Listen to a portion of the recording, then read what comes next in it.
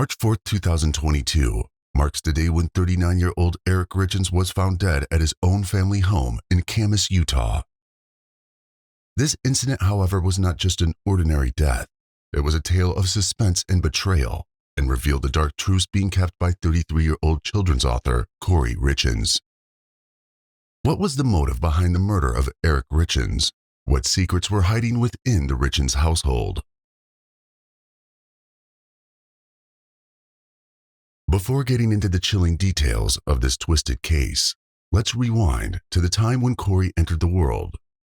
On April 20, 1990, Kouri Darden was born into a caring family in Utah. Raised with strong moral values and guidance from her parents, she grew up in a nurturing environment. Kouri, a highly educated individual, holds a postgraduate degree in human resources and human resource management and service. In addition to her post-graduation, she earned a bachelor's degree in healthcare administration. Her professional background includes serving as an administrative assistant at Park Street Hospital and gaining experience as an enhanced patient services and specialty clinic trainee at Park City Medical Center. Kouri Richins led the life of a prosperous young woman. On June 15, 2013, she married her boyfriend, Eric Richins, in an intimate backyard ceremony at their home in Camas, Utah. Their marriage was blessed with the arrival of 3 children, 3 adorable boys, Carter, Ashton, and Weston, as their family grew. Amidst all the joy, Kouri was also thriving. She embarked on a career as a real estate agent and found success in the field as well. However, little by little, cracks began to surface in her otherwise happy life. Financial struggles played the role of the antagonist in her narrative, causing shifts in Kouri's personality and subsequent actions. Between 2015 and 2017, Kouri acquired at least 4 life insurance policies on her husband, amassing nearly $2 million in coverage. Additionally, in September 2020, Eric discovered that Kouri had allegedly obtained and utilized a $250,000 home equity line of credit on their Camas residence. She had also withdrawn over $100,000 from his bank accounts and spent more than $30,000 using his credit cards. When confronted about these financial discrepancies, Kouri agreed to repay him. In October 2020, without his wife's knowledge, Eric consulted both a divorce lawyer and an estate planning attorney. He took several significant steps to protect his assets, altering his will, establishing a living trust, and placing his estate under the management of his sister, Kouri Richins Benson. Furthermore, he transferred his partnership interest in his business to the trust and designated it as the beneficiary of his $500,000 life insurance policy. Additionally, Eric and his business partner held $2 million life insurance policies, naming each other as beneficiaries. However, on January 1, 2022, Kouri attempted to change the policy to designate herself as the beneficiary. Eric discovered the alteration and reverted the beneficiary back to his business partner. Later that month, Kouri allegedly initiated the application process for a new $100,000 life insurance policy on Eric Richins' life. These circumstances pushed Kouri to the brink, and gradually, they were about to unfold into a horrifying series of events. We will soon return to these events, but first, let's delve into the day of Eric Richins' death. It was March 4, 2022, and the Richins family were all at home. It was a joyous evening, and they were celebrating Kouri's successful business deal as a real estate agent. The cheerful evening slowly became a quiet night, with their 3 sons, Carter, Ashton, and Weston, sound asleep. Eric and Kouri shared a few drinks before retiring to bed, but tragically, fate had something else in store for 39-year-old Eric Richins. That very night, at around 3 in the morning, Kouri, who was sleeping with their youngest son, per her statement later on, went to check on Eric in their master bedroom. To her shock, she discovered Eric lying unconscious on the floor, near the foot of his bed. Alarmed, Kouri immediately dialed 911 for help. Upon arrival, the police determined that Eric had passed away due to a fentanyl overdose, a powerful synthetic opioid drug commonly used for pain relief. During the initial investigation, apart from the cause of death, no other significant clues emerged. However, a pressing question remained. How could Eric have succumbed to a drug overdose? This query prompted the police to explore all possible scenarios and avenues of investigation. To unravel the mystery, the police delved deep into the updates and dynamics within the Richins family. During the interviews, Kouri informed authorities that she and her husband were celebrating her recent property acquisition for her business. According to her account, she prepared a Moscow Mule in the kitchen and brought it to their bedroom, where Eric consumed it while sitting in bed. Kouri later recounted to the authorities that she had fallen asleep in one of her children's rooms. Upon waking up and returning to her bedroom, she discovered her husband was cold to the touch. Allegedly, she attempted CPR on him. However, when medical and fire personnel arrived, they observed that it didn't seem like she had performed CPR, given the significant amount of blood that came from Eric's mouth.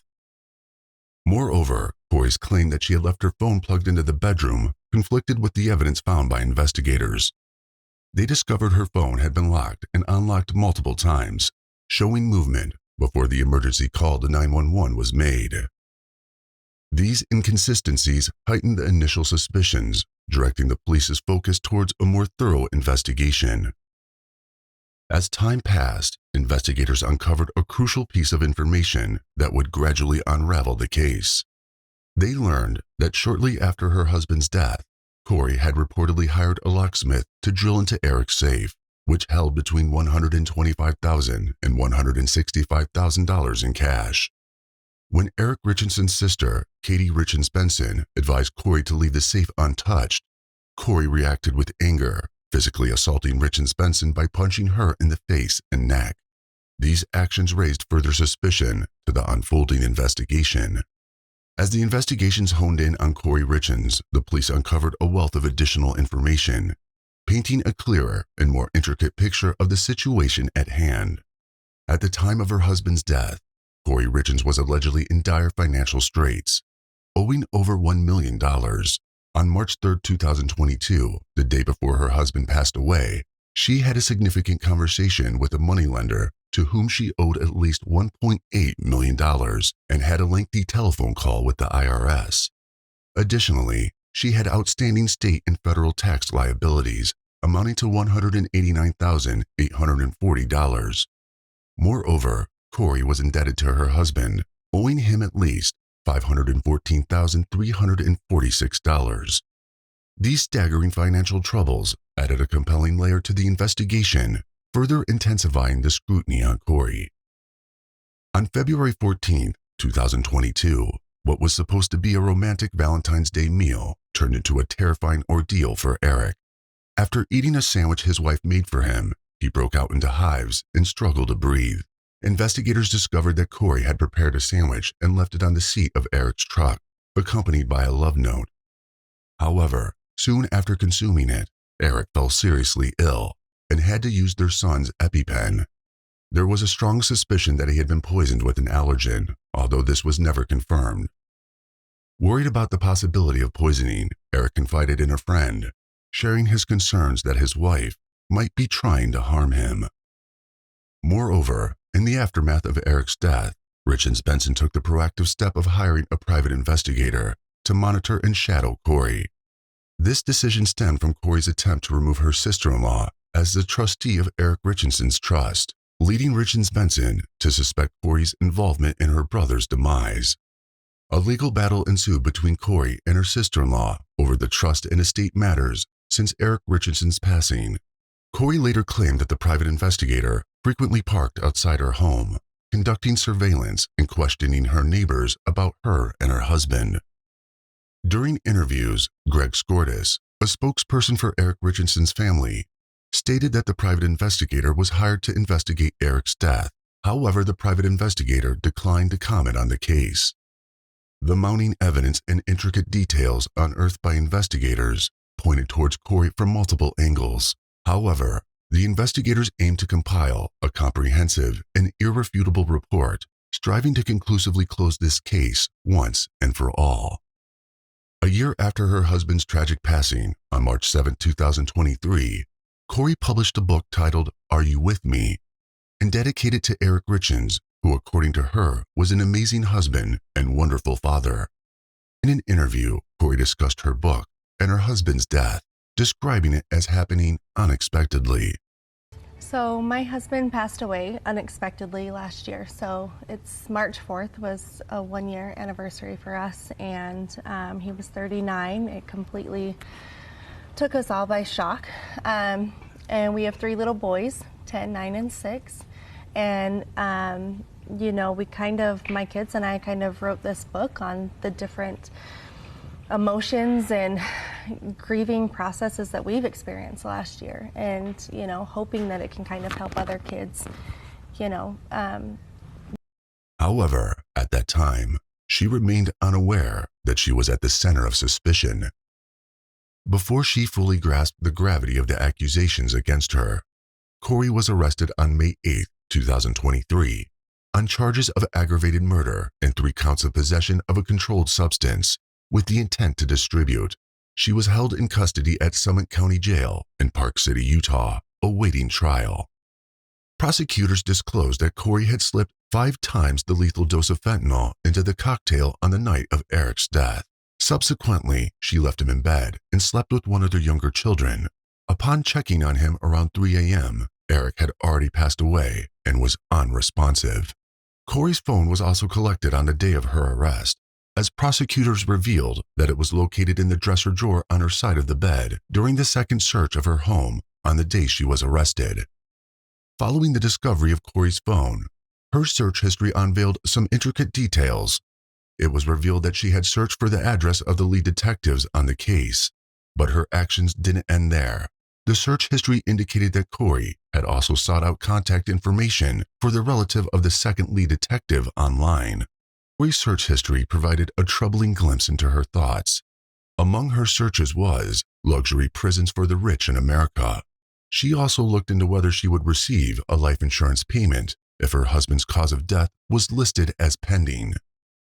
Most disturbingly, she conducted a search related to a lethal dose of fentanyl, indicating a deeper and concerning line of inquiry.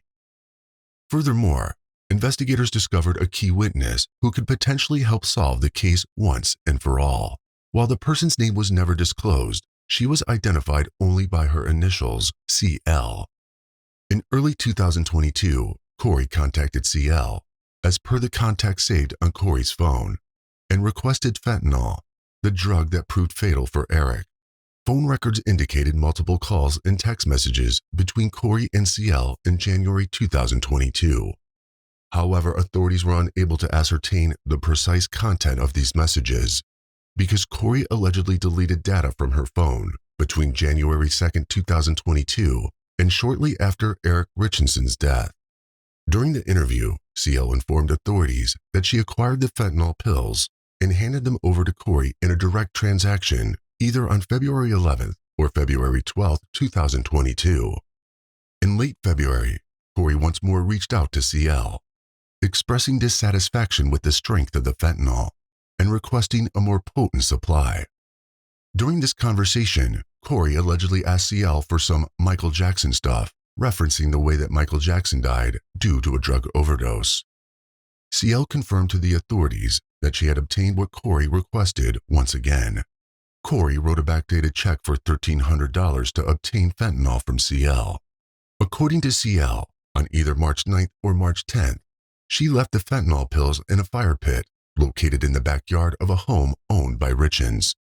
This statement and evidence became pivotal in establishing Kouri's responsibility. However, on June 10, 2023, lawyers representing Kouri Richins argued for her release, completely denying the allegations. In a court filing that summer, they contended that there was no substantial evidence to support the charges. According to her legal team, not a single text message or document had been presented during discovery to substantiate the claim that Eric ever believed Kouri attempted to poison him. Later on August 18th, prosecutors for Summit County informed the court that they had decided not to pursue the death penalty after careful consultation with the sisters and father of Eric Richins. On September 18th, prosecutors accused Kouri of witness tampering, alleging that she had asked her brother to fabricate a false story about her husband supposedly buying drugs. In a court filing, prosecutors revealed that they found the request in a 6-page letter in Kouri's cell at Summit County Jail in Park City. After a recent court hearing, Kouri Richins was declared to be a substantial danger to society, leading the judge to rule that she would be safer behind bars. While the verdict is pending, it is undeniably evident that Kouri Richins will spend a significant amount of time behind bars, bringing the case to its conclusion. So what are your thoughts on this case? What would be true justice here? Let us know about your opinion. We'd love to hear from you. Also, if you have any cases in mind that you'd like us to cover, please feel free to mention them in the comment section. Subscribe to the channel to be the first to uncover these notorious cases from around the world. Until next time, stay safe